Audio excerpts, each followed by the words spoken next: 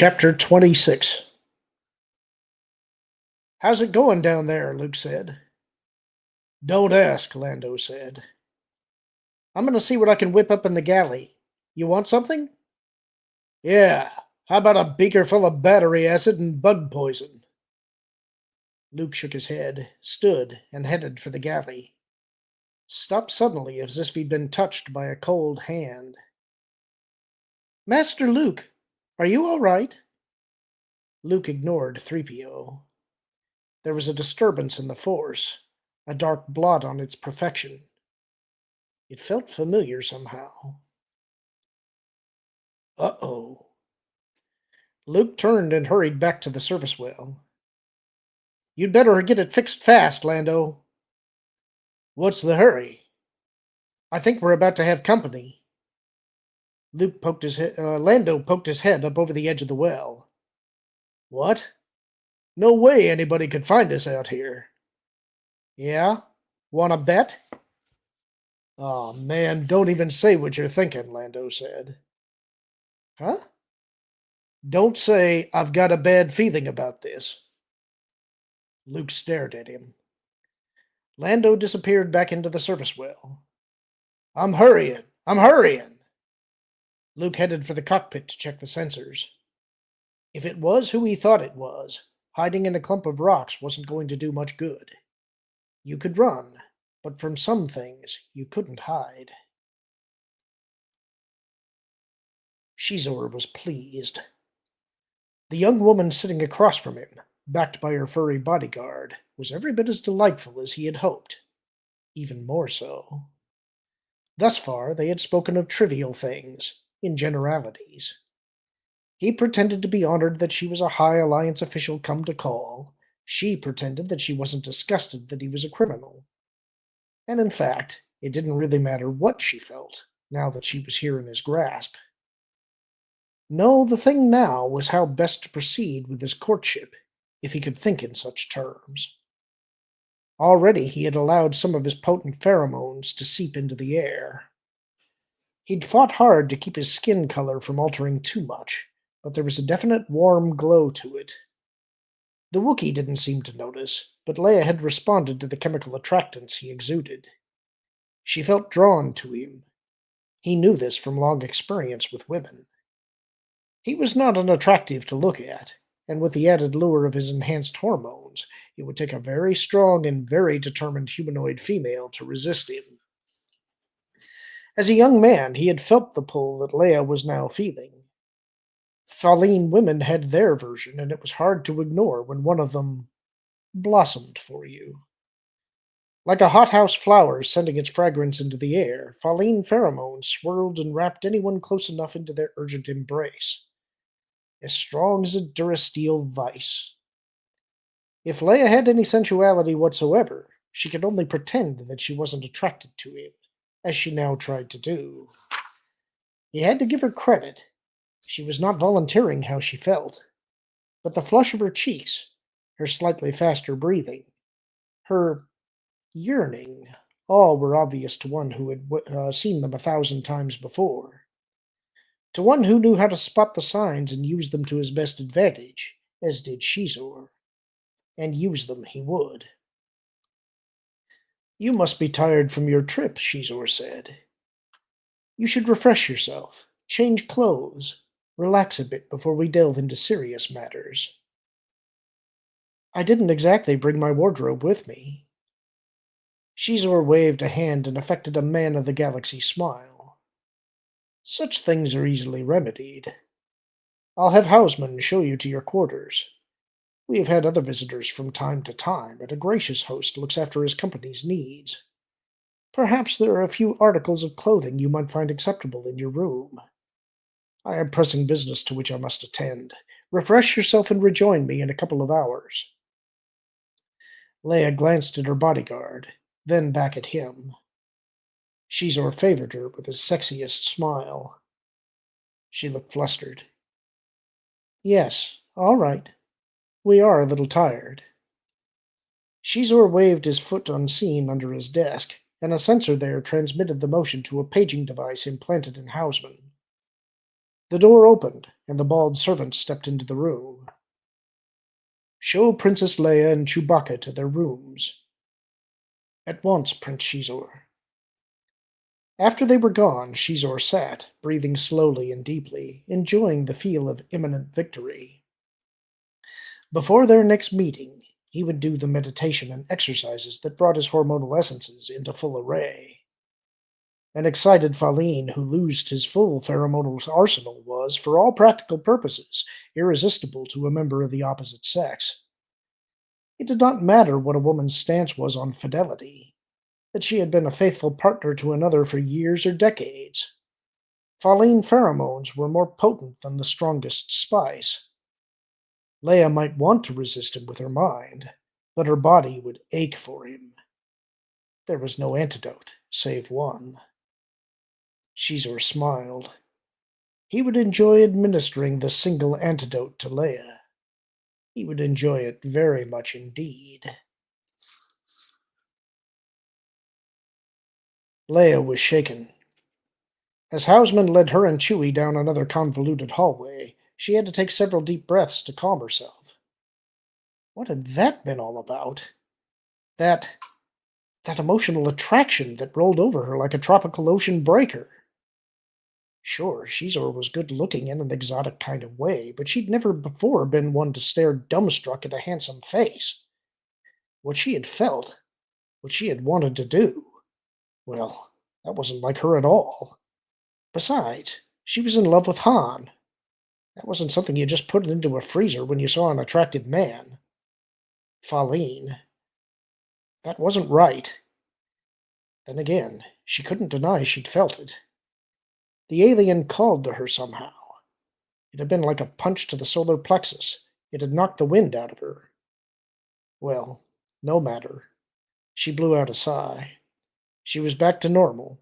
She would stay on target. She'd come here to help Luke. When that was done, they were going to rescue Han. She would put whatever it was she had felt for the mysterious Xizor out of her mind and never think about it again. The part of her that sat somewhere in her mind watching and listening and refusing to allow anything but the truth to pass it seemed to chuckle. Oh, really? You might not do anything about what you felt for him, sister, but you won't be able to forget it that easily. Shut up, she mentally told the little voice. I don't need this. Maybe not, sister, but you have it. This is your room, Hausman said. The Wookiee will be in the next suite. Leia shook herself from the interior dialogue and nodded at Hausman. Chewie said something that sounded like a question. Leia said, I'll be okay in here. If Xizor wanted to harm us, he could have done it before now. Go on, wash that dye out. We don't need it anymore. Meet me back here when you're done. Chewie nodded and followed Hausman to the next door. The portal in front of Leia slid back as she approached, and she stepped into the room. It was a study in understated elegance she saw. The carpet was so deep she sank nearly to her ankles in it. Black neocell, she guessed, and probably a murderous job to keep clean. There was a white leather couch, probably cloned, which sat in a stark contrast to the carpet, a round bed with black sheets and a comforter under a translucent white canopy held up by 6 carved posts. A white desk with a computer on it, and a black chair tucked neatly under the desk occupied a niche next to the bed. Simple, elegant, and probably as expensive as any Grand Moff hotel suite in the galaxy. Leia submitted to an urge to remove her boots and walk barefoot across the rug. The material was either naturally warm or was kept heated somehow, and it felt wonderful between her toes. There was a refresher on the other side of a closed door, also done in black and white. Tile, sinks, tub, all of them sculpted into smooth and rounded shapes. She found a closet door back in the main room and opened it. There were clothes in the closet, all right. Unlike the rooms, they were all the colors of the rainbow. Dresses, shirts, pants, jackets, jumpsuits. Leia removed a hanger upon which was draped a diaphanous dress of nearly transparent green material so light it weighed almost nothing, and looked at it. Touched it. She was not somebody who spent large amounts of money on clothing. but she knew quality when she saw it, even without the tag that confirmed it. This dress was a Milani original, made of Lavetti moth fiber, and for what it cost, you could buy a new land speeder. A quick scan of the other clothes revealed that they were also first class originals. Looking after his company's needs, indeed. There were probably enough credits represented by this one closet to buy and furnish houses on many planets, with enough left over to hire cooks and gardeners to go with them. Leia started to close the closet, then stopped. She reached back inside and examined the label on the first dress she'd seen. My, look at that. It was just her size. A sudden thought occurred to her, and she began checking the other labels. They were all her size. She blinked and stared into the closet. Could it be a coincidence? The leader of Black Sun just happened to have a closet full of clothes in her size? She didn't think so. Maybe Hausman out there had gotten her measurements via sensor somewhere along the way and had done the fastest shopping trip in history. Xizor had credits to burn. Maybe there were a dozen rooms, all stocked this way, each for a different size visitor? Not likely, but possible. Xizor had known she was coming, after all. Perhaps he was just being a considerate host. She shook her head. She was tired. Maybe she would bathe and stretch out for a few minutes. As for the expensive clothes, well, he had gone to some trouble no matter what the explanation. If he found such things attractive, perhaps she should slip into one of the outfits and use that to her advantage. Keep him off balance. If he was busy ogling her, maybe he would be more likely to give away something she needed. And her little voice said, "Really, sister, who do you think you're fooling here? You want to look good for him. Admit it." "Yes, all right. So what? She wasn't married. There wasn't any law against flirting a little, was there? She wasn't going to do anything with the head of a criminal underground now, was she? What could it hurt to dress up a little? She hadn't gotten to do much of that since she'd thrown her lot in with the Alliance. Not that she missed it much, but given the situation, who would be hurt by it?" "Careful, sister. These are dangerous waters. Better watch out for sea serpents." "Oh, spare me. I'm a big girl. I can take care of myself." She went to run hot water into the bathtub. "I think that's got it," Lando said as he clambered out of the service well. "You think?" "Won't know for sure until we engage the drive." "Master Lando! Master Lando!" 3PO came careening in, waving his arms and throwing gold highlights every which way. "What?" "The sensors indicate that a ship is approaching. A very large vessel, an enormous ship." Lando looked at Luke. "I wonder who that could be." "I hope you fixed the drive," Luke said. "Otherwise, I think we're going to find out." The two of them hurried past the droid for the cockpit.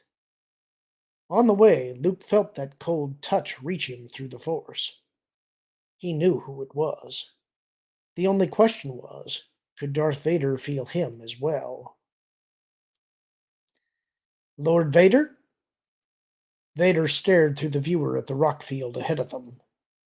He didn't bother to look at his captain. "What is it?" "We are approaching the asteroid field." Now Vader turned to stare at the captain. "Do you mean that asteroid field directly in front of us?" He pointed at the viewer. Flustered, the captain plowed on. "Yes, Lord. Our sensors cannot detect any sign of a ship in the region." "Nonetheless, there is something in that field," Vader said. "I cannot pinpoint it, but there is a locus for the Force in those rocks, and I mean to find it." "Certainly, Lord Vader. Might I suggest that we send out fighters? Entering the asteroid field at right angles will place a great deal of strain on the ship's shields." "Very well. Tell them to look for anything unusual. Anything at all. If they find something, they are not to engage it, but to report back immediately." "Yes, my lord. I'll send them out at once." Vader turned back to the viewer. Was it Luke? He couldn't yet be sure. The dark side might not have limits, but he had, and all he could tell at this distance was that some powerful locus for the Force lay in that collection of shattered rocks ahead of them. He didn't believe it could be anything else but Luke, but he was not certain. He had to proceed with caution. With Xizors' manipulations poisoning the well at Imperial Center, it was more important than ever to capture Luke alive. A little closer and the vagueness would undoubtedly resolve itself. He was too close to lose his son again. Sooner or later, he would find him and turn him to the dark side. He was sure of it. He was Darth Vader. He had exterminated the remaining Jedi with his own hands. All but the strongest of them, his own son. Sooner or later, he would face the last would-be Jedi. One way or another, he would deal with him too. Leia used the blowers to dry off after her bath, combed her hair out, and had to admit she felt a whole lot better than she had in a while. It wasn't often these days she got to soak in a hot tub. Most of the places she'd been, the ships she'd traveled there on, you were lucky if they had enough recycled gray water for a tepid shower. You got in, sprayed just enough water on yourself to get wet, lathered all over, and rinsed off with a few liters before the automatic timer shut it off.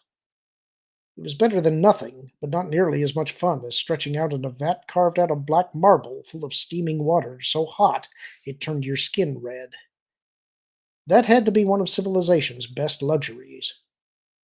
She went to the closet, opened it, noticed a small drawer built into the wall, and saw that it contained undergarments. Well, Xizor thought of everything. All right, which of these dresses should she wear? Xizor stared at the blank spot where the holoproj would be if he lit it. There were hidden holocams throughout the castle, of course, in virtually every room, including the room in which Leia had been installed. He toyed with the thought of running the recording to see if she'd taken advantage of what the room had to offer. But no, he didn't want to spoil it. He would get a closer look at her later. Much closer. And that's the end of the chapter. Hope you enjoyed it. Talk to you soon.